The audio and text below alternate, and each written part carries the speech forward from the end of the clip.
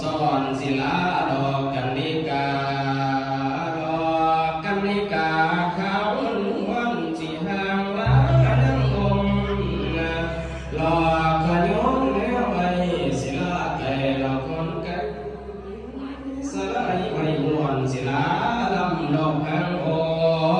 มีตาไก่มีตูละคือกับศิลาเข้มเกลือเข้มเข้มศิลาโอ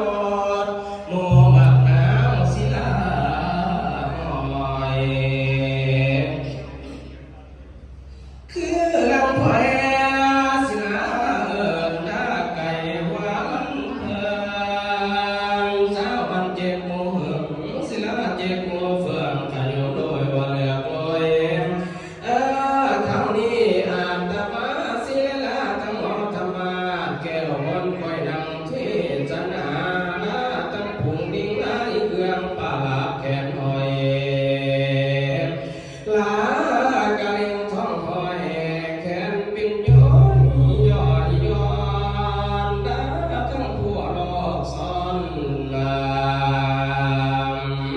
บ้านการยอกีพร้อมลอขยมพวงเป็นสอยลอมาสีบอยบอยหัวใจโอ้ยคอยบาดสิหาง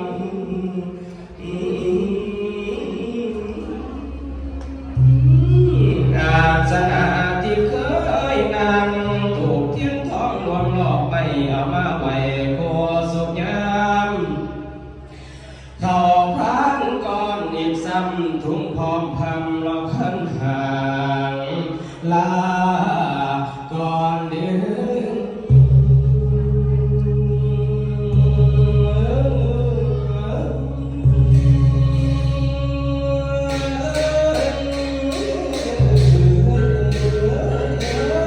คนใดบางที่เคยเที่ยวใจตนขนาดเด่นความจำเป็นรอยไก่ละเจ้าสะพานพวกพ่อแม่ลาเด้อพ่อลาเด้อแม่เอื้อยและอา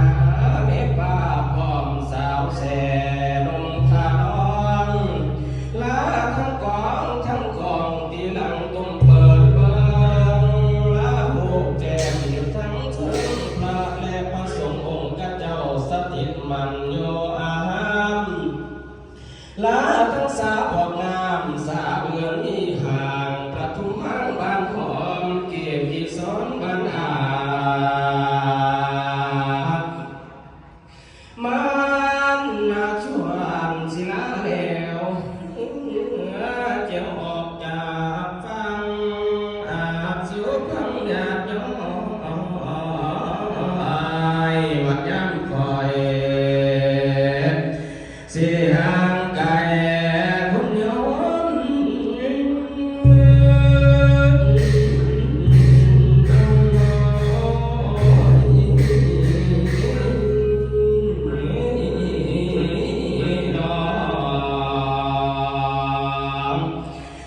ให้คอยโยดีถอนพวงมาลัยอย่าได้เหี่ยวกับทั้งเนตรจอกหน่อยลอยน้ำไม่ปงเขียวอาตมาเสียเหลือไปแล้วสิใครความ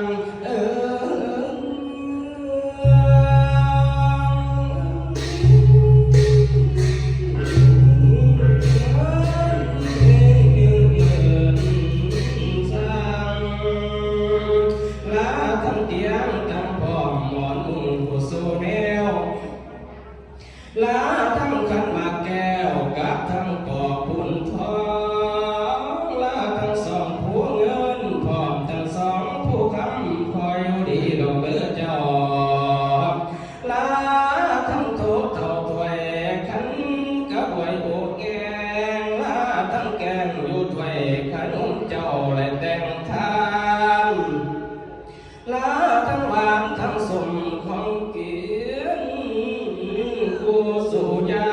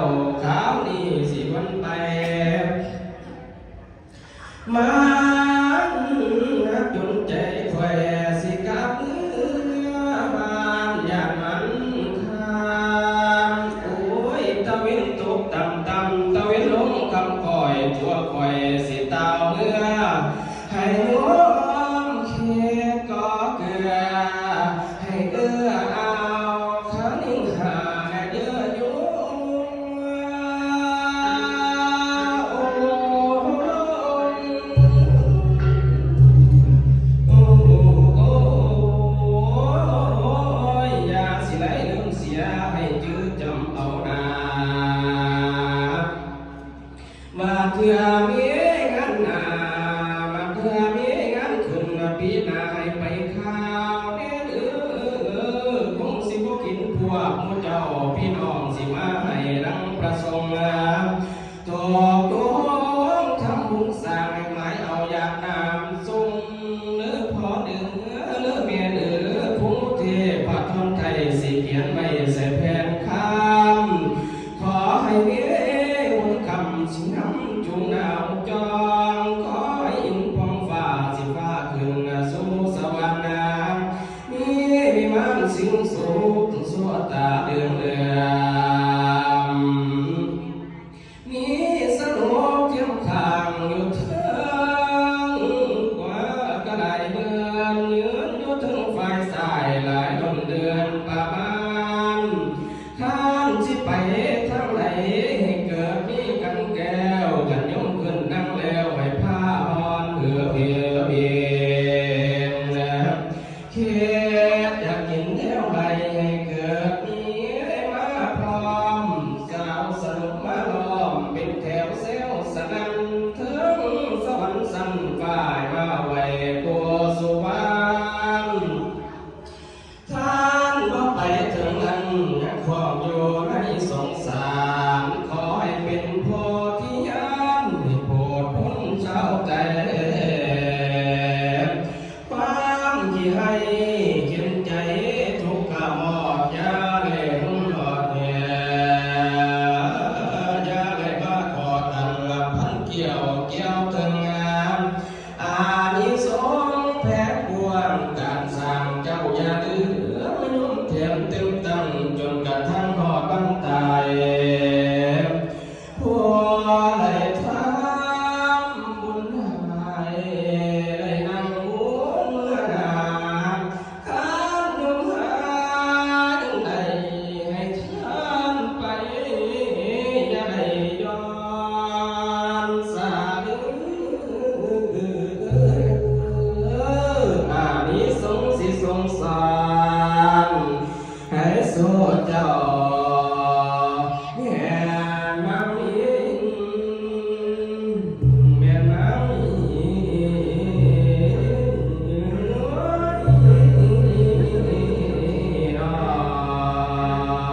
แล้วว่าสาธุสาธุสาธุ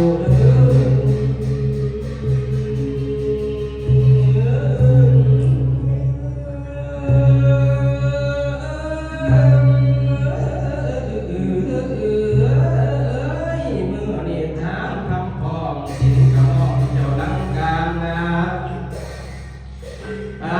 นิสงส์ส่วนอะไรเป็นสิ่งพิงพาให้ยินพร้อมโยมอยากเพิ่นตัดจากจริงแจ้งว่าเจ้าบุญแบ่งสร้างกระทำบุญบริจาคฝากความนี้เป็นแกนตั้งให้ฟังแน่นเป็นแกนสานขอให้หัวทุกทางจงมีแต่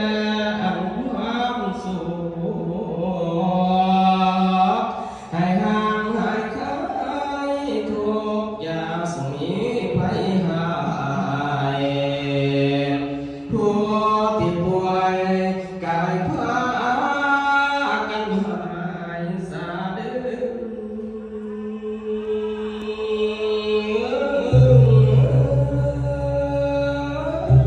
อย่าได้ทรมานหอนประคองตนในบนทางให้คอยเบิกให้คอยบานสุขสำราญซึ้งเท้าหัวแย้มเจ้าแจ่มใสผู้ที่มีปัญญาอายนั้นบังเบียดคุณทาคุณคงท่านในสังชื่นสาแสกมโนนำสวยขอให้รวยมีมังสมบังปนุมาอย่าได้เกินขาดแห่งในห้องเลื่อมเปี่ยมกะใจผู้ที่มีลูกสะใภ้แห่งใจอีของถืออย่าได้ปืนปังทำแข็งสุดแรงเศร้าผัวมีเคยกายมีเคยคำเป็นเคยควรยอดบุญแต่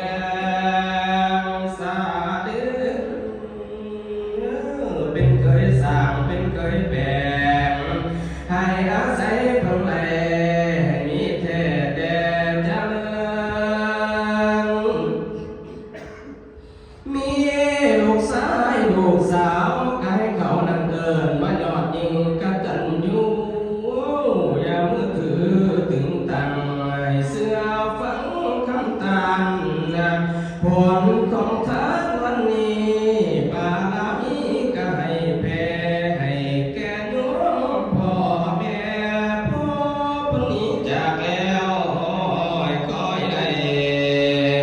ส่วนกุศลงามพ่อแม่ท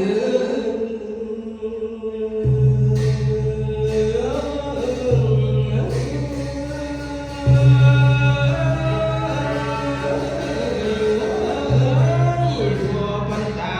ไปแล้วข้านปัญญาว่าพ้นจากที่ทรมานคอยบุญบันดาลสู่สวรรค์มีแก้วข้านจะมีสุขแล้วไอ้พินโยสุขอีกแห่งเป็นโลกสวรรค์นั้นมีจริงหาสวรรค์โลกนั้นมีจริงขอให้น้องอยู่พ้นในเดือนเสื่อนมาหนู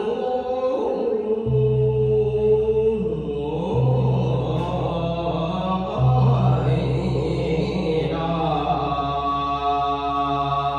มต้องจำใจต้องลาจากบ่อย่าควงพันธากังเห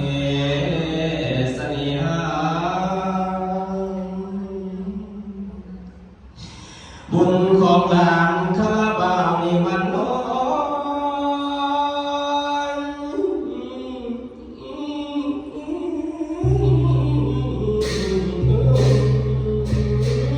จึงขอลาโยมป้าและโยมอาโอ้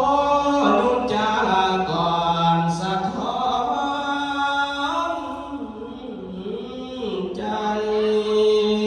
หายสาเด้อผู้ซึมเศร้าเศร้าสาเด้อผู้ที่ป่วยเธอ